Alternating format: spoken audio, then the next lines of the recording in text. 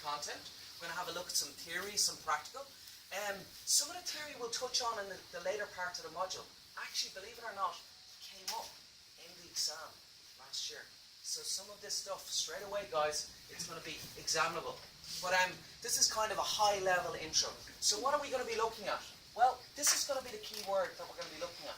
We're going to be looking at enterprise networks. So again, we're going to be talking about fault tolerance, redundancy, things that if something breaks, and again, it's not the end of the world, the whole business doesn't stop. And again, depending on the business, this could mean obviously bigger or smaller things, depending on the context. We'll look at supporting a lot more devices in the network. So again, our networks have got larger now. We're going to see that in the kind of examples that we work through. We're going to obviously review some of the routing and switching basics. So that's going to start today. I've got an exercise to kind of, you might not have opened Packet Tracer for a few months. That's absolutely fine. But today I've got a little exercise to kind of walk us through doing the basics again. Logging in, setting some passwords, and a few bits and pieces like that. Looking at a few show commands. Okay, so we're going to get back our minds into gear with that. We'll talk about things like describing enterprise level switching. We're going to look at this technology or this protocol called Spanning Tree Protocol. So we'll introduce that today, next week, and the week after. We'll see how having redundancy is a good thing, but sometimes it can go wrong. And we'll look at this. We're going to see about configuring VLANs. Have you seen VLANs at all? I'm wondering, did you touch on it in first year? Virtual LANs. You did a little bit with Michael. Great stuff. Okay, so we're going to be getting into a lot more of VLANs, virtual LANs. So segmenting out the network. And again, this can be good security practice. So we'll talk about that. We'll talk about how do these VLANs talk to one another. And this is called inter-VLAN routing. We're going to talk about that. Okay. We're going to look at variable length subnet masking. We're going to look at classless interdomain routing. These are kind of things that you would have seen before. So again, having different subnet mask lengths. So again, /24 or /28. This is slash notation. This is called this CIDR notation. This classless interdomain routing. Okay. We'll talk a little bit about NAT and PAT. This network address translation and port address translation. Okay. We'll review the RIP protocol. Although a lot of enterprises nowadays, they won't use this protocol. This is kind of, you know, in some ways, it's funny that it's labeled this, but really, it's a dead technology. Yeah. Okay. So what we'll be concentrating on, and a lot of organizations will use this one, is called open shortest path first. So again, to communicate between buildings, between offices, sometimes they'll use this protocol, OSPF, okay, internally within a network. Okay. We'll also see, there's a little bit on WANs. We'll get more into wide area networks. We'll do some packet tracers with certainly some more wider enterprises, and we'll see a lot more links, so a lot more sites being connected, and we'll see how we route between those sites. And then we'll get into a little bit more on the security side, guys. So again, how do I block traffic? Let's imagine I want to block a site accessing a particular subnet, or let's say I want to block a site accessing a particular server. Well, this is where we can bring in access control lists. And you might have seen this across some of your different subject areas. But again, we can do this on a network level as well. Okay? And some of these topics, for example, access control lists, you might say, oh, you know what?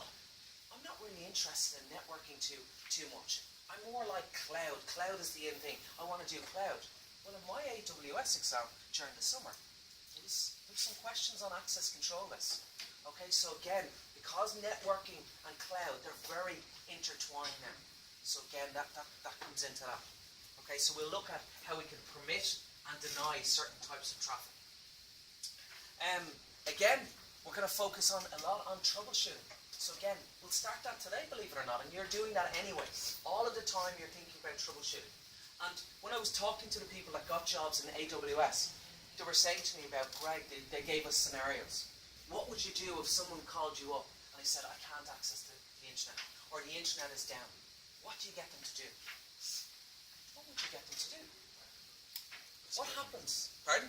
Restart the computer. Restart the computer. Oh, that can be a good start. Or, have you turned on and off? And that can sometimes solve the problem, can't it? But the user might say, well, sorry, Clayton, I've got 50 applications open and I haven't saved my work because I'm on a customer call on the other line. And then it gets a little bit more awkward then. And then it's like, oh, okay, don't start your computer just yet. Okay? Check the networking connection. Okay, so in other words, what I often say, do you have a colleague sitting beside you? And they usually look around and say, oh yeah, there is. And I say, have you asked them if their internet connection is working? Oh no, I haven't done that. And then you hear them, Jacqueline, is your internet connection working? Yeah, mine's fine. And then straight away, I've basically, hello, good morning. I've isolated to, is it just Gustavo's computer that's not working? Okay. So again, you can ask certain questions. They don't always have to be technical questions, but then we can certainly go down the technical route. We could say, have you checked to see, have we got a physical problem? Is your cable disconnected? Now, I don't know how many times, guys, I've done this. I've jumped in at the deep end, and I think, oh, it's a STP problem. It's a core router problem. And all of a sudden, it's the simplest of things that's incorrect.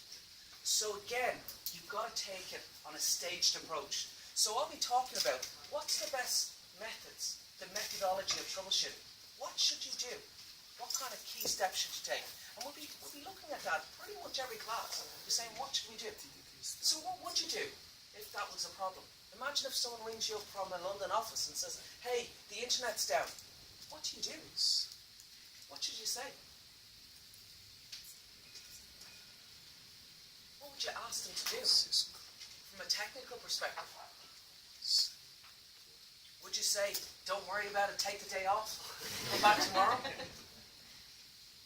Maybe that was an option if you're the CEO, but if you're working in IT support or networking support, maybe you don't want to try that option.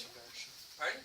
Go to network setting and sorry? Go to network setting and check the IP. Absolutely. So you could definitely. So if they're on a Windows PC, you could guide the user, couldn't you? And sometimes what I used to do, guys, was I'd have a couple of computers beside me, and one was a test computer, and I'd guide the user, even if they knew absolutely nothing about computers. I'd say, click on the start button, go to network connections. Now, do you see a screen? Can you click on TCP/IP for me? Oh yeah, I see that. Walk them gently through it. And if you're there step by step, you're doing exactly what they're doing. Usually you build up a little bit of rapport and they're okay with telling you about, oh, the settings are incorrect or there's nothing here. And then all of a sudden you can start doing something. Jacqueline mentioned you could ping.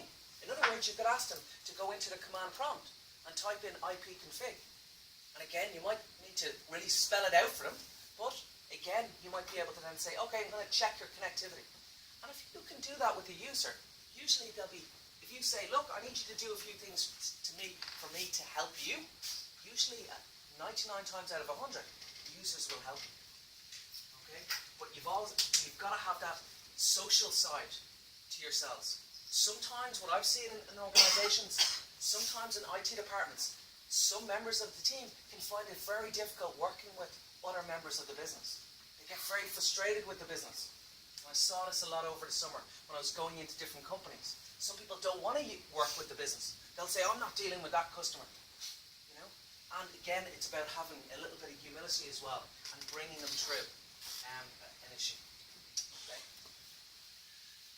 So, this is probably an important slide, isn't it? So we're now, I don't know, what time is it? Okay, it's 10 to 10. Apologies for this, guys, but I am talking about CAs and exams already after 50 minutes of the module. But it's really just a heads up on what the assessment is going to be like. Now, could this change? Yes, it could. But at the moment, how I'm playing for it at the moment is, we do a CA1, which is worth 20%, and it's an in-class test. At 15%, which is a take-home assignment, and CA3 is another practical in-class test. Okay. Now again, we'll see how we go over the next few weeks. I might change this. Again, it's to kind of give you a flavour. What I like about the in-class test is, you prepare for them, you do them in class, and they're done. You either get a high percentage or you get not so high. But again, it's at least it comes and goes. The take-home ones, more you might need to put in a lot more hours into it. Okay, but there can be some good reasons to do that as well. Get you to understand the topic. How does that sound? Sound reasonable enough? Okay. What I should mention also is, guys, it is 50-50. So again, there is an exam paper at the end of this module. So there is some theory with this. So if you come in at 9:30, probably on a Tuesday morning for the next 10 weeks, it may be that you've missed all of the theory for this module. Okay, and that could mean a difficult exam coming your way come January. Okay. Here's something that's probably glossed over in all of your modules. I don't know, but these are very important. Does everyone know what these are? Have you seen these before? These module learning outcomes. So this is actually important, and I've got these linked in this teaching scheme, guys. I've got these repeated on that, okay? But what they are is, by the end of this module, if someone says to you on the street, or if you're doing an interview, hey, what did you learn in that advanced switching and routing? You should be able to stand over and say, yes, I learned how to plan an enterprise network. I learned, how to choose the techniques to manage performance and security of a network. So again, this might come into play when we do access control lists. You might be able to block certain traffic. So by the end of this module, guys, you should be walking out the door saying, yes, I know how to do all of these 6 things. Now, if you're not walking out the door in January knowing these 6 things, the chances are, guys, you're going to fail this module. Which is right, okay? In other words, if you don't know these things, you can't go into an interview and say you know them. Okay? So these are the key things to know. So come week 12, I might pop these up back on the screen and I might say, hey, rate yourself with these, even before you do the exam. Can you do all of these things? Give yourself a rating out of 10. Okay? So this is this idea of self-reflection now. You guys now are in 3rd year, so I would expect every one of you guys now to be mapping out your own path. What is it you want to do in the future? Is it web development? Is it Python programming? Is it cybersecurity analyst? Is it network engineer? Whatever the case it is, you should be kind of plotting your way to that. Okay? So, big thing in my class is hopefully you've got to know me by now. But again, any questions, there's never ever a silly question or a stupid question, okay? So anything that's on your mind, please ask it. Chances are you're going to find 10 other people in the class wondering that same thing. Okay? So, let me just reverse for a second. How many of you know what these are? PLOs. Clayton's guessing. Planning learning outcomes. You are nearly correct. It's called program learning outcomes. But, being honest with yourselves, guys, how many of you would have been able to put your hand on your heart and actually knew that there? So someone should have had a question for me, really, on that last slide. Say, Greg, what is a PLO? Okay? So again, don't give me an easy time, guys. If you don't understand something, I'm here to help you guys. So you need to use me to help yourselves. So don't feel, oh, I should know PLO. I'm not going to ask Greg. Ask Greg. That's what I want to get across to you today. Does that make sense? Okay? You're all going to give me a terrible time today, asking me every single question. Greg, what does that acronym stand for? I'm going to get lots of questions. No. Good. If I get lots of questions, I'm delighted. More questions, the better. Sorry, Greg. Let me start with a silly one. Yeah. There's no silly questions. Silly questions, so far away. How is the networking and the marketing in Ireland if you compare with the programmers, whatever? So, yeah. Programmers, at the moment, I feel that there's a big drive. There's kind of like this wave of kind of big analytics, big data, programmers, kind of Python. There's kind of some headline stuff at the moment. Right. But what's not going away is the need to interconnect computers and networks. So while networking kind of was like, probably about 5-6 years ago, everything was kind of like, network engineers, we need more network engineers. We need to connect up all of these networks. Now again, Probably there was a big insurge of network engineers. There's probably lots in the market now. But now it's kind of like, oh, we've got to analyze all these big data. We now need big data engineers. So probably the light isn't being shone on network engineering so much now. Has it gone away? Absolutely not. The network connects pretty much the whole business at this stage. In fact, I would argue with a lot of the web developers, they're looking up at the application layer. But unless layers 1, 2, 3, 4, and 5 are working, they're not going to have something to put their work on. So again, the network is fundamental to things. Okay? So that's my view on it.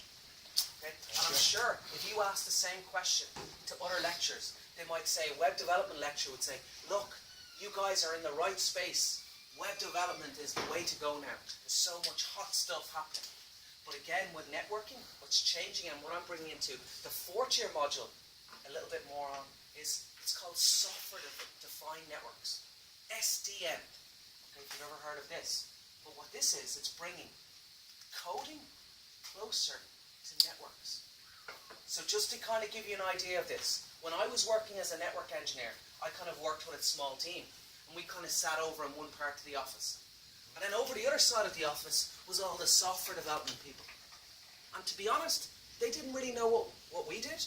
We didn't really know what they did. We knew they coded all day. But what's happening, and there was kind of this big void. But what's happened now, you might have heard this term is, they're slowly coming together. So here's the networkers, here's the programmers. What's this becoming? This is becoming what's called DevOps. You heard that term before? Okay, this is where development teams are coming together and operation teams, people that keep the wheels on the bus. In other words, that fix the ongoing support issues. So this whole world of DevOps now is coming closer and closer together. And what they're expecting is, they're expecting a network engineer of today to be able to do some coding, like some scripts, to keep the business operating.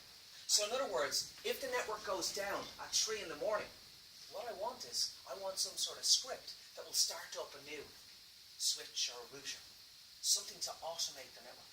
And again, having a knowledge of programming and coding is good for a network engineer now. Because again, we can automate things. This is exactly what I'm afraid of. Why just, are you kind of, you're looking to go down the networking route? Honestly, I'm a kind of guy who prefer things I can touch and separate about programming, that software stuff. You know? So things you can touch? Indeed. Yeah. Now again, there's lots of that still available, but things are going a lot more software-wise. Right. It's something, that's just the way the whole market is going. Okay? And if you've heard of virtualization, I know we all studied virtualization, and with Michael as well with operating systems, we're virtualizing operating systems. We're getting more out of that big piece of hardware that we spend thousands of euro on. We want to put more software onto those boxes. Okay? And this is happening with network devices now. Instead of me coming in here and saying, hey guys, this is a router. This box might be a router, a firewall, a load balancer. But all the smart stuff is the software that runs it inside.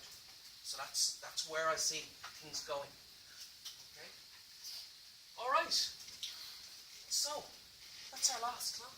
Our last class, yeah, no. We're just getting started. Okay? Any questions?